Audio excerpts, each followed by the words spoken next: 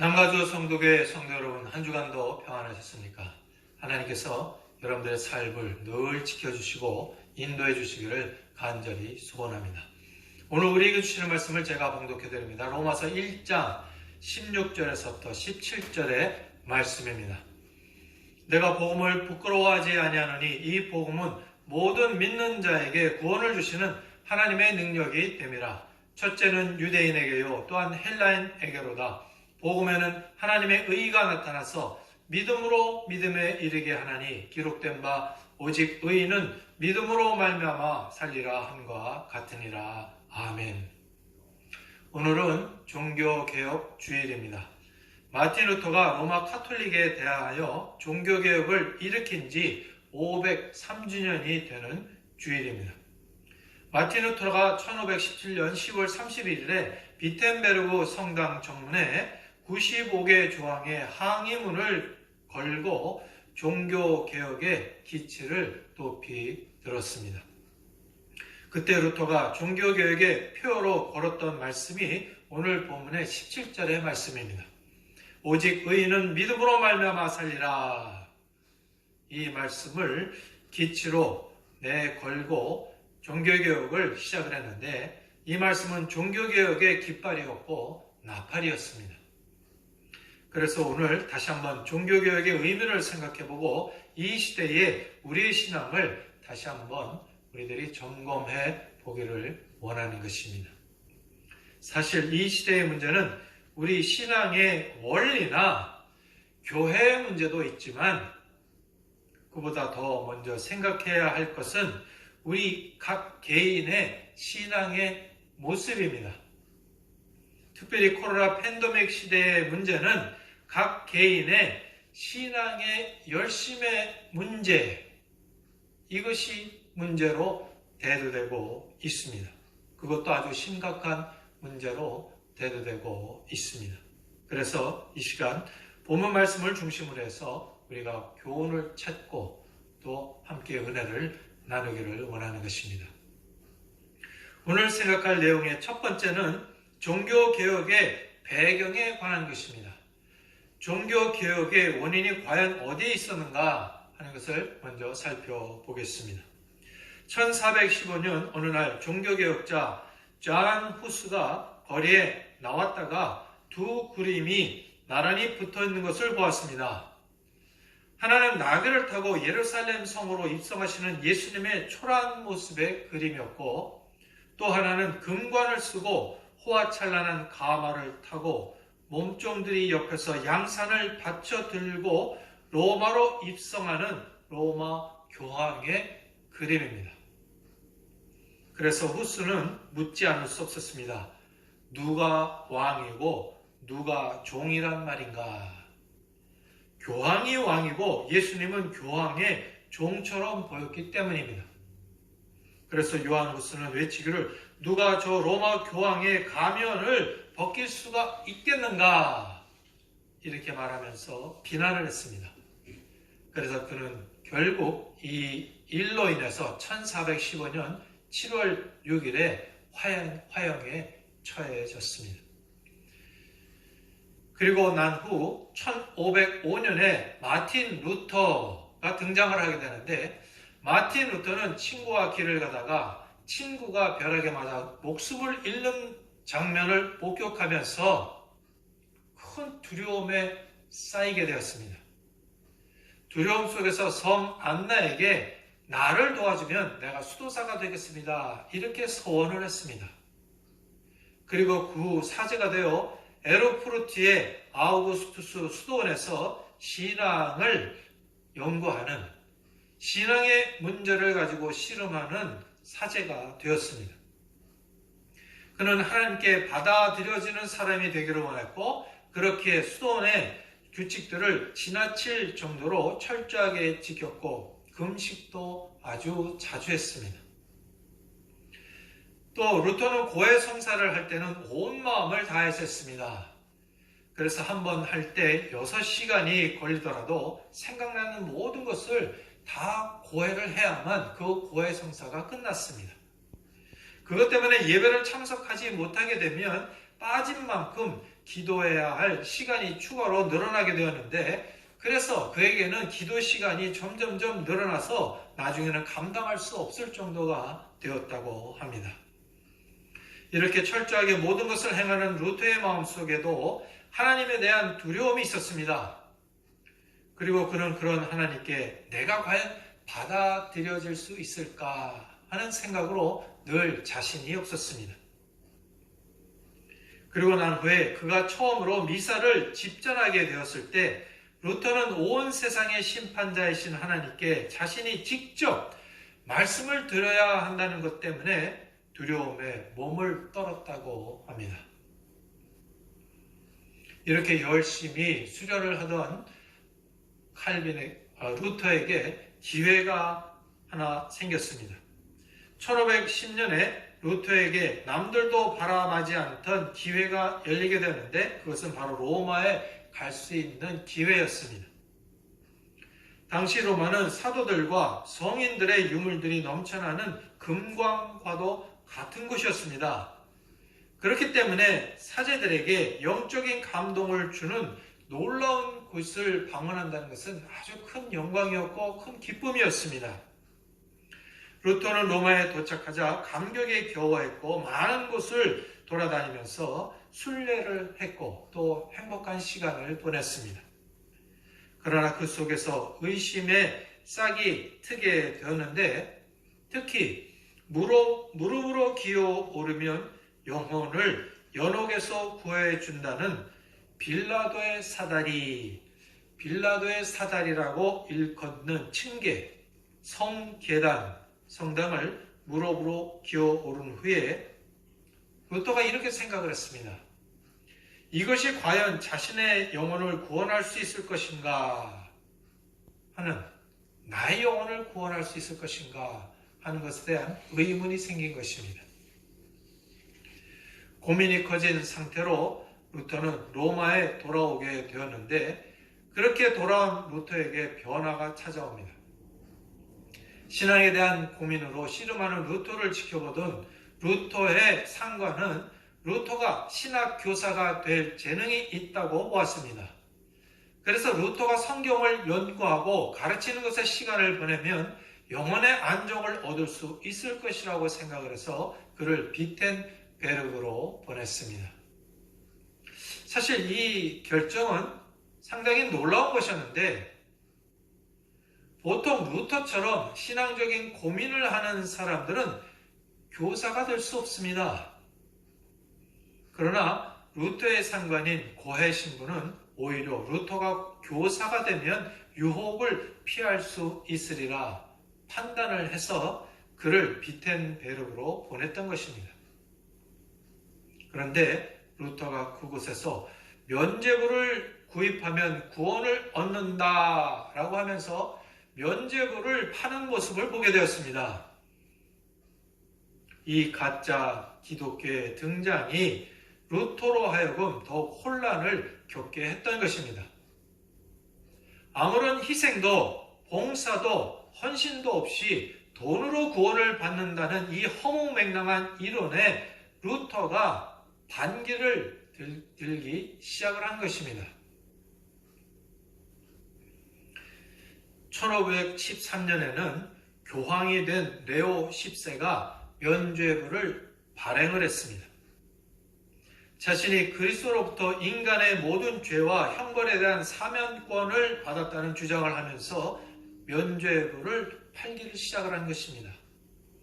레오 10세는 과거, 현재, 미래의 죄를 모두 용서해주는 최상급 면죄부를 팔았고 또한 사망한 가족들의 연옥 형벌을 감해주는 특별 면죄부도 팔았습니다. 그리고 귀족들은 교황에게 엄청난 금액을 지불하고 면죄부 판매 대행권을 구입을 했습니다. 그리고 나서 면죄부를 팔게 되는데 면죄부를 판 이익금은 교황과 판매업자가 나눠 가지게 된 것입니다. 그런데 독일 북부 면죄부 총 판권은 알브레이트 대주교가 갖고 있었습니다. 그는 당시 은행업으로 돈을 모은 푸거 가문에게 돈을 빌려 주교직을 샀던 사람입니다. 이렇게 주교직을 돈으로 샀기 때문에 이제 이를 메우기 위해서 면죄부 판매에 더욱 열을 올리고 있었던 사람이었습니다. 그리고 당시 최대 웅변가로 화술의 달인인 도미니칸 수도사 요한 태제를 판매 책임자로 고용을 했습니다. 이러한 미신적 행위에 분노한 루터는 펜을 들어 면죄부 판매를 공격하는 95개조 반박문을 써서 비텐베르그 성당 정문에 게시를 한 것입니다. 또 중세 시대에는 1년 365일을 매일 어떤 성자들의 축일로 지켰습니다. 그런데 당시 중세 성자는 2,000명이 넘었기 때문에 성일을 배정받지 못한 성자들이 있게 되었습니다.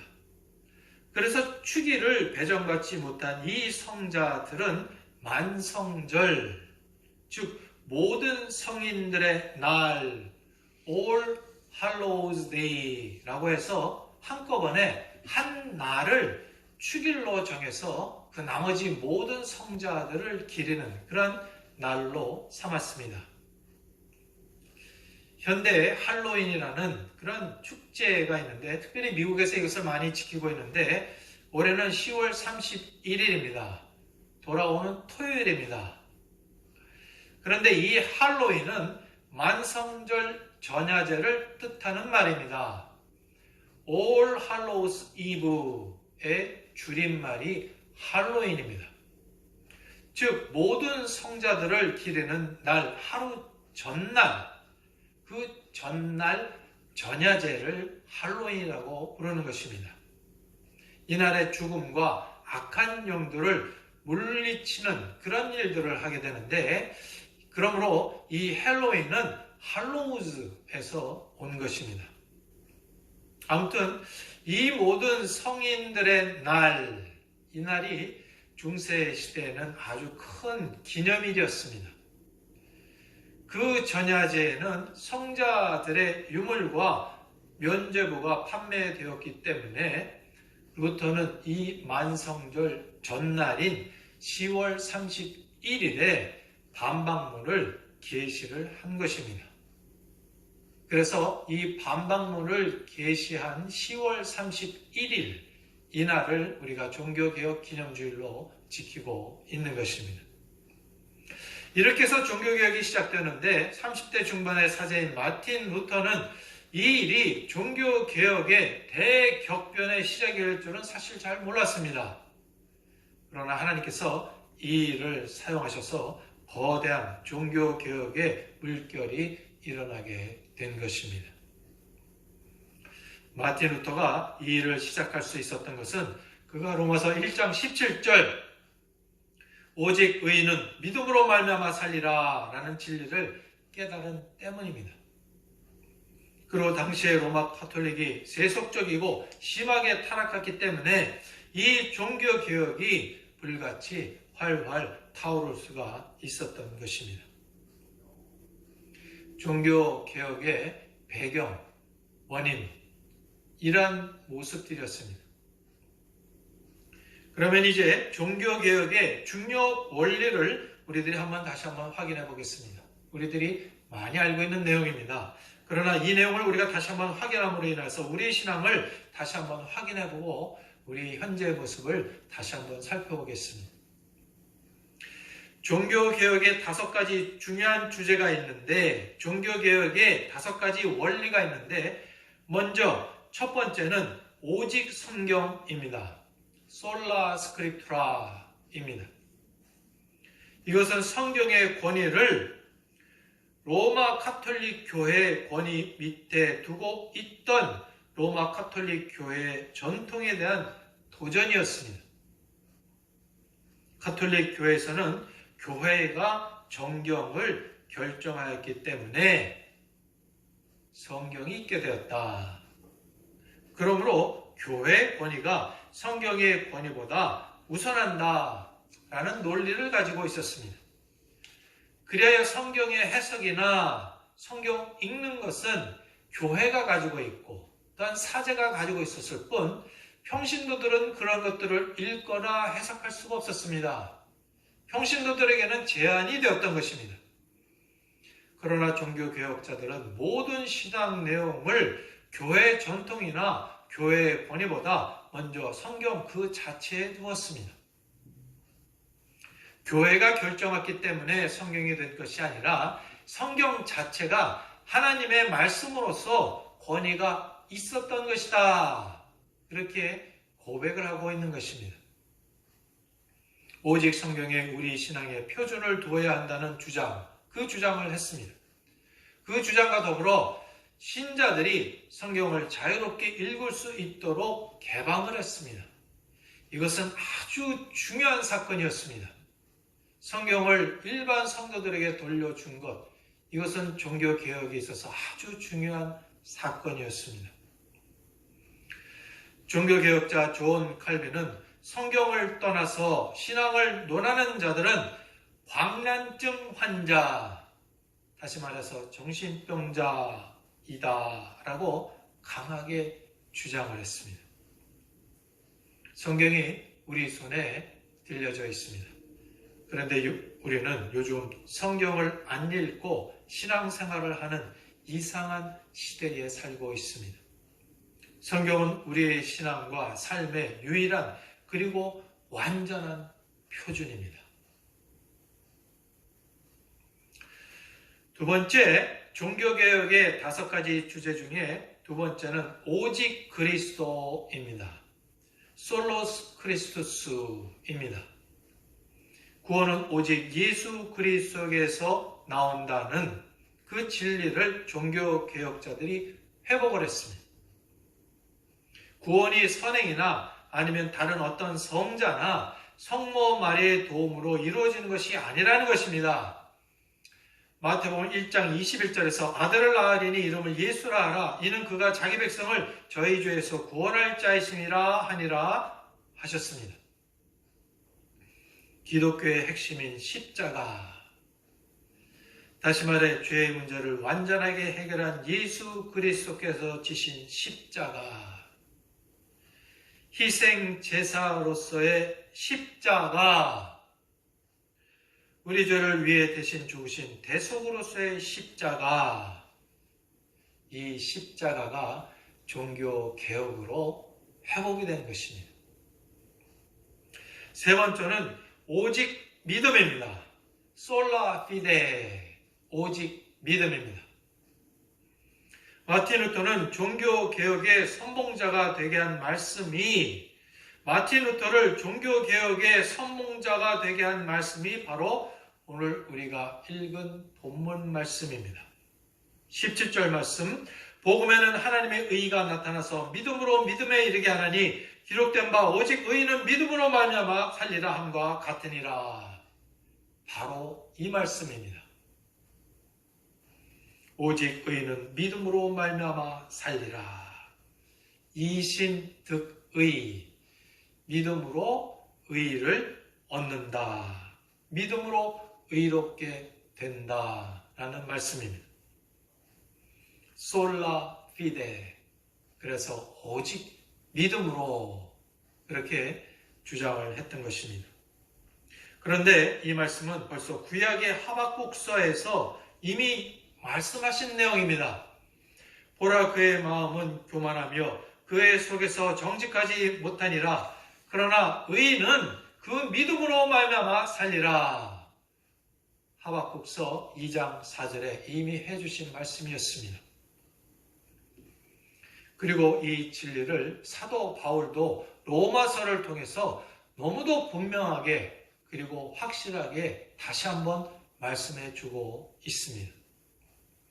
그러나 카톨릭에서는 이러한 진리를 고의적으로 은폐해버리고 구원의 조건으로 인간의 공로나 선행, 적선 등을 내세우며 어리석은 성도들을 속이고 있는 것입니다. 이에 대하여 개혁자들은 구원은 오직 예수 그리스도를 믿는 믿음으로만 얻을 수 있다라고 선언을 하고 있는 것입니다. 이 같은 주장은 성경에 근거를 둔 구원관이며 동시에 구원에 있어서 인간의 어떤 노력, 인간의 어떤 공로도 배제하는 오직 믿음으로만 내 신앙을 우리에게 선언해 주는 것입니다. 네 번째는 오직 은혜입니다. 솔라 그라티아, 오직 은혜입니다. 당시의 로마 가톨릭은 행위를 통해서 구원을 받을 수 있다고 하는 잘못된 교리를 가르치고 있었습니다. 특히 교황 레오 10세는 면죄부를 사서 천국에 갈 수 있다는 그러한 교리로 우매한 신자들을 속이고 있었습니다. 그러나 종교개혁자들은 죄를 용서받는 일이나 구원은 오직 하나님의 절대적인 은혜로만 가능하다라고 외쳤던 것입니다. 에베소서 2장 8절 말씀에서 너희가 그 은혜를 인하여 믿음으로 말미암아 구원을 얻었나니 이것이 너희에게서 난 것이 아니요 하나님의 선물이라 그렇게 말씀하고 있습니다. 구원은 하나님의 은혜요 선물인 것입니다. 그런데 로마 가톨릭에서는 행함으로 구원을 얻는다라는 이행득구, 행위로 구원을 얻는다라는 신앙을 가르쳤습니다. 그러나 이 구원은 오직 은혜로 라는 가르침은 100년이 넘는 로마 가톨릭의 행함으로 구원을 얻는다는 사상에서 모든 영혼들을 해방시켰습니다. 모든 영혼을 해방시킨 놀라운 자유의 복음이 되었습니다. 구원은 오직 은혜로. 이 귀한 신앙은 모든 영혼을 해방시킨 자유의 복음이 된 것입니다. 그리고 이것은 기독교의 놀라운 새로운 출발점이 되었습니다. 마지막으로 종교개혁의 5대 사상 중 마지막은 오직 하나님께 영광, 솔리 데오 글로리아입니다. 성도와 교회의 존재의 목적은 오직 하나님의 영광을 돌리기 위해서라는 것입니다. 고린도전서 10장 31절에서 그런즉 너희가 먹든지 마시든지 무엇을 하든지 다 하나님의 영광을 위하여 하라고 하셨습니다. 우리 인생들의 목적은 오직 하나님께 영광을 돌리기 위함입니다. 이 목적은 우리로 하여금 거룩한 삶을 살게 합니다. 그리고 이 목적으로 사는 자에게 하나님께서는 은혜를 충만하게 쏟아부어 주십니다. 하나님께서 당신의 영광을 위해 살겠다고 힘쓰는 당신의 자녀를 왜 외면하시겠습니까? 내가 하나님의 영광을 위해서 살겠다 결단하고 그렇게 사는 자기의 자녀들에게 하나님께서는 은혜를 쏟아부어 주실 수밖에 없는 것입니다. 사랑하는 성도 여러분, 우리 모두는 지금 의인은 믿음으로 말미암아 살리라의 신앙을 가지고 살아갑니다. 이 말씀, 의인은 믿음으로 말미암아 살리라는 말씀, 좀 더 정확하게 우리가 정리를 해 본다면 믿음으로 말미암은 의인은 산다 라고 정리할 수 있습니다. 우리 이 시간 한번 따라해 봤으면 좋겠습니다. 믿음으로 말미암은 의인은 산다. 이 귀한 말씀으로 사시는 우리의 모든 성도들이 되시기를 간절히 축원합니다. 우리는 믿음으로 의인이 됩니다. 믿음으로 의인이 된 사람만 살 수 있습니다. 오늘 살 수 있고 또 영원히 살 수 있습니다. 그리고 또한 사도 바울은 16절에서 내가 복음을 부끄러워하지 않는다 이렇게 말씀하고 있습니다. 내가 복음을 부끄러워하지 아니하노니 이 복음은 모든 믿는 자들에게 구원을 주시는 하나님의 능력이 됨이라. 먼저는 유대인에게요, 그리고 또한 헬라인에게로다. 그렇게 말씀하셨습니다. 그러나 오늘에는 많은 사람들이 복음을 부끄러워하며 살고 있습니다. 예수 믿는다는 것을 부끄러워하며 살고 있습니다. 또 복음에 부끄러운 삶을 살고 있습니다. 복음에 합당하게 살고 있지를 못하고 있는 것입니다. 그러나 우리 모두는 이 복음의 말씀대로 살아서 복음에 부끄럽지 않은 인생을 살기를 간절히 소원합니다. 그리고 복음의 능력으로 사시는 여러분들이 되시기를 간절히 축원합니다. 복음은 모든 믿는 자들에게 구원을 주시는 하나님의 능력입니다. 이제 말씀을 맺겠습니다. 지금으로부터 500년 전 한 이름 없는 사제가 비텐베르그 성당문에 95개 논제를 붙임으로 독일의 조용한 시골에서부터 타오르기 시작한 개혁의 횃불은 기독교의 역사의 물줄기를 바꿔 놓았습니다. 그뿐 아니라 더 나아가서 세계사의 흐름을 바꾸어 놓았습니다. 참으로 종교개혁은 교회는 말할 것도 없고 세계사에 엄청난 변화를 가져오게 되었습니다. 종교개혁은 세계사의 큰 흐름을 바꾸어서 인류를 바꾸어 놓았던 것입니다. 우리도 오늘의 우리의 신앙을 다시 한번 돌아보고 나태와 불신과 방종의 모습을 버리고 오직 믿음과 복음으로 살아 하나님의 은혜를 충만히 받고 또 세상을 바꾸는 놀라운 성도들이 되시기를 주의 이름으로 축원을 드립니다.